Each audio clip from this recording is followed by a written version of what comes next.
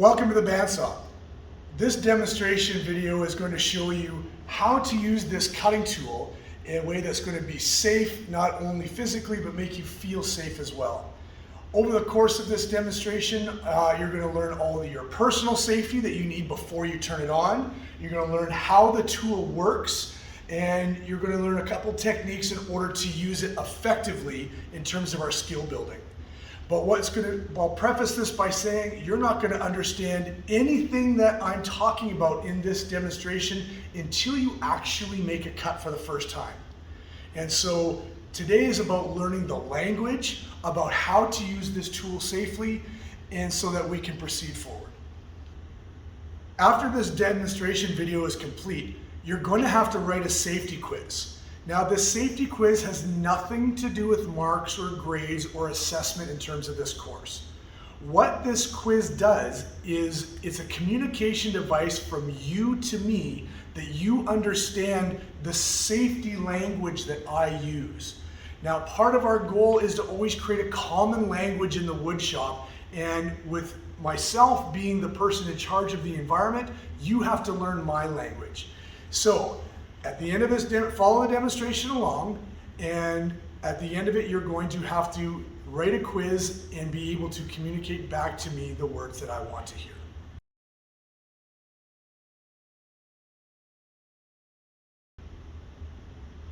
The bandsaw is a cutting tool, and it uses electricity in order to move the blade. The reason they call it a bandsaw is because it has one big band of blade that goes round and round and round.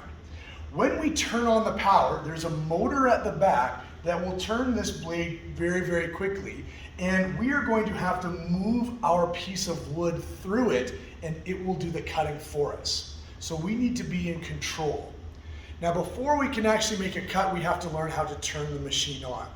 There are three very specific safety situations that you need to understand. The first one has to do with turning on power to the entire shop. We have a safety mechanism that allows me to actually shut down all the power to all the tools and outlets in the shop. And to do that, we need to press one of the three emergency stop buttons that are placed in our shop.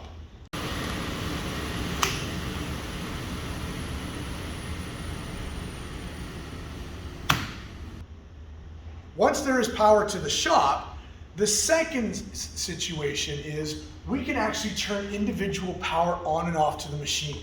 Now, right now you can see that there's a green light glowing. That means that there's power to this machine. The machine also has an isolation switch at the back, which looks like a light switch. If I turn it off, watch the light, it will turn off. That means there is no power to the machine. So if you can't turn on the machine, it either means the isolation switch is turned off or there's no power to the shop. Either way, you need to remember this and figure that out.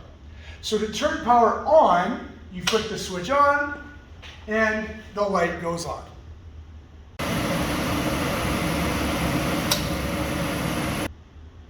Now, the third safety mechanism is on the machine as well. It also has a red push button like the push buttons to the shop power. In this case, the push button is now turned in. So I can actually try and start the machine, nothing will happen, even though the glowing light is telling me there is power to the machine. I have to release the safety mechanism by turning it sideways to release the yellow stripe.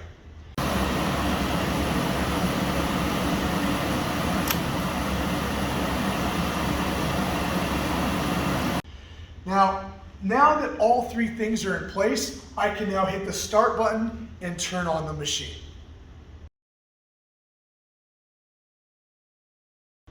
Before we ever make a cut, we have to learn how to dress safe. Our personal safety is our responsibility as the cutter. Okay? So the first four questions of the quiz are going to always be about your personal safety. The first personal safety item is going to be around hair. Now, I know I don't have long hair, but I used to have long hair past my shoulders. Long hair must always be tied up, and that key word is tied. Okay? tied up or tied back. So if you have long hair, you need to bring a hair tie tied up. If you have a really long ponytail, you're going to need to tuck that ponytail into the back of your shirt or sweater so that it doesn't get caught in the machine. Now the reason for that is hair has amazing tensile strength. Now tensile strength means it's hard to pull apart. Now for a lot of you, when you're cutting, if someone was to accidentally bump you or your hair was to get caught in the machine, then what happens is your hair is going to actually catch on the machine, on the blade, and it's going to start to pull your hair down, okay? Which means it's going to grab onto your hair and do one of two things. It's either going to go and rip the hair right out of your head, or if it grabs onto too much hair, it's going to drag you down and bring your hair into that cutting area. Now this could be a 1 in a million chance, but we take that possibility away by tying our hair up. The second safety question that you're going to be asked is around sleeves. Now, long sleeves need to be rolled up past the elbow. The reason why we need to roll our sleeves up past the elbow is because just like hair, our sleeve can get caught in the machine and it's going to want to drag our wrist or arm area into that cutting surface, which is bad. So by rolling it up past the elbow, it takes away that possibility. Now, the difference between that and kind of pushing it up, I'm sure everyone's had a sleeve where they've kind of gone part way up and then they turn and it falls back down. Making sure that it's up past the elbow allows us to actually concentrate just on our cutting and not have to worry about our personal safety.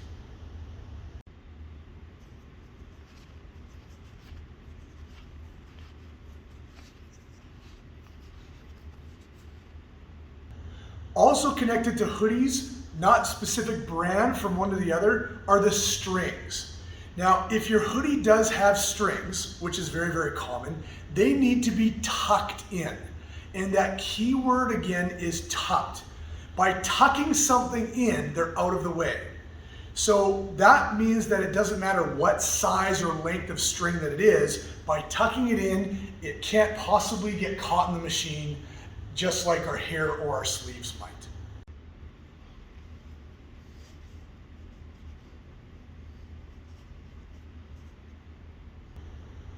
The last thing we're going to talk about pertains to anything on our wrists or fingers around those areas. Now, I use two specific words regarding this. You need to remove all watches and jewelry. Now, a watch can be many things. A Fitbit is a watch, the Apple Watch. Anything that tells time is bulky as a watch. Jewelry is an all-encompassing word that means rings, bracelets, friendship bracelets, anything that is around our hands or areas. Now, the reason why we need to remove this is because our hands are going to be somewhat close. Now, what changes a boo-boo or a Band-Aid to a real injury or a hospital visit is something catching on the machine. Now, if by any chance an accident was to happen and you accidentally came across the blade, you might get a cut on your finger that requires a Band-Aid. However, if I was wearing my wedding ring while that happened and it actually caught on the machine, that can actually cause a lot more damage. So by removing the watches and jewelry, it's not stopping the injury from happening, it's if that 1 in a million chance injury or accident does happen, it's not going to be a major injury.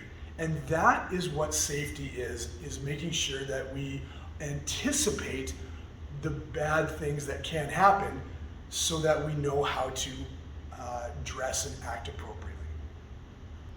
Before using the bandsaw, you need to have your essential safety equipment as well as checking all your personal safety. You need to ask permission of Mr. Fast. Now, the reason you can't just put the teacher on the quiz is because Mr. Fast is the only person that can actually give you permission in this environment. Our principal doesn't even have the qualification in order to give you that permission. So be specific. You have to ask Mr. Fast in order to use it. But you also need to have your eye protection, and different versions of eye protection are safety glasses, safety goggles, or eye protection, and then you need hearing or ear protection, which is provided for you. Now I'm ready to turn on the machine. When it's your turn to make a cut on the bandsaw, you can see on the bottom there are yellow rectangles. That's there to say that this is the work zone. Only one person at a time is allowed in the rectangle. Okay? Now there's going to be a lineup possibly of people making similar cuts. When we turn the machine on, and you make your cut, you have to wait until it comes to a complete stop. That's the blade. It has to come to a complete stop until you can grab your stock and go somewhere else. I don't care if the next person in line is making the exact same cut. We never leave the bandsaw while it's running, and we make sure there's only one person inside the yellow rectangle working on the machine at a time. Before we can actually cut our stock, we need to actually eliminate some of the risk by setting the guard. Now this guard can move up and down depending on what type of cut we want to make. If I was cutting this piece of stock and on the flat, that is way too much blade exposed and increases the chance of something bad happening. But I can cut this stock like this or up and down like this. What I need to do is be able to set the guard. Now, this turner right here, this is called the locking nut. Now the locking nut needs to tighten it, needs to turn clockwise or to the right. When I tighten it, now I try to turn this wheel, it won't move. So I want to bring this guard down. I'm going to turn it towards the operator or counterclockwise just a little bit. And now I can use this wheel to bring it down. And I'm going to bring it down until this metal bearing touches my stock. Now I'm going to bring it back up just a little bit. How do you know how much? What I want you to do is I want you to think of a circle. At the top of the circle, now I want you to turn this wheel 90 degrees, or a quarter turn, or a quarter revolution. 3 ways of saying the exact same thing that's going to bring it up just that little bit. Now I lock it in place, the guard can't move, and now that's eliminating a lot of the chances of my hair, sleeves, hands getting caught in the machine. Now this is probably the most important safety factor around the bandsaw. The teeth of the blade are right in front where my fingers are touching right now. In front of that on the metal, I call this the pathway of the cut. This is where the danger is. So the rule is never have your fingers or wrists cross the pathway. I can have my hands on both sides. I can go like this, okay? I could stand on one side and do this or this, okay? But I never want to do this. Right now it looks okay because my wrist is really far away, but as I get close to cutting, my hand and wrist are right in that pathway, which means there's a good possibility that I could actually cut myself. So never put your hands or fingers across the pathway of the cut. Now, as we said, we don't want to put our hands or fingers across that pathway. However, we do need to actually, when we're pushing our piece of wood through, have pressure in that pathway. So if we can't put our hands or anything in the pathway, we need to use a piece of technology. And this piece of technology is called a push stick. Now, many different tools have different types of push sticks. On the bandsaw, we use a long, thin piece of wood because if we happen to actually cut into the end of it, that's okay because it's a scrap piece of wood. So I'm right-handed, it will go in my right hand. It is now an extension of my arm. My left hand will control it, and now I'm going to push it through the blade, making that cut. When I'm pushing, the blade's going to actually put pressure back through. So when you're putting pressure on something, as soon as you finish the cut, that pressure is gone, and you're going to have that moment of where you kind of jolt forward a little bit. This is why we need a push stick, so that if you happen to can't control it and we just push that little bit into the blade, we're not hurting anything, we're just cutting a little bit into our scrap piece of wood. After you're done with it, the push stick goes here, ready for the next person to use it. After I make a cut, I want to turn off the machine. First thing is we're going to hit the red emergency stop button right there. The blade is going to slowly move down, but you cannot leave the machine until after you have waited for it to come to a complete stop. So down below where my foot is called a foot brake. Now a foot brake uses your foot to press on it. Now just like the brake of a car, if you've ever had the chance to back the car down the driveway yet, you know the first time you hit that brake, you hit it so hard that the car jumps back and forth. You've hit it too hard. A brake is meant to be applied until you feel pressure, and then you increase that pressure. Same thing here. If we slam on the brake when it's trying to stop, we could potentially do damage to the blade. So hit the stop button, then apply the foot brake and increase pressure until it comes to a complete stop.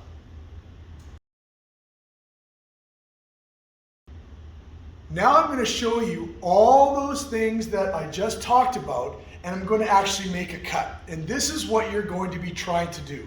So we have a piece of wood, which we call stock, that we're going to make a cut through. So my personal safety, my long sleeves, no watches or jewelry, hair tied up, strings on hoodies. I have my safety glasses, I have my hearing protection. I am ready to go. There is power to the shop.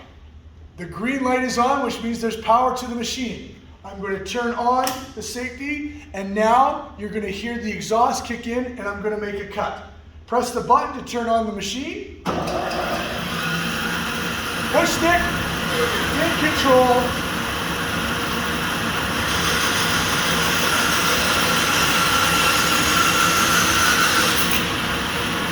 Hit the stop button, apply the foot brake until it comes to a complete stop.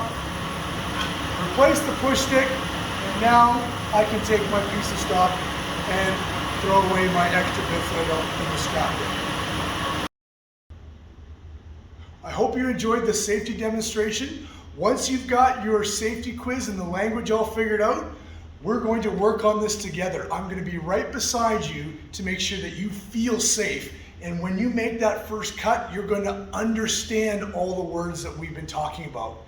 It's a lot of fun. We can be really creative, but we don't want anyone to get injured.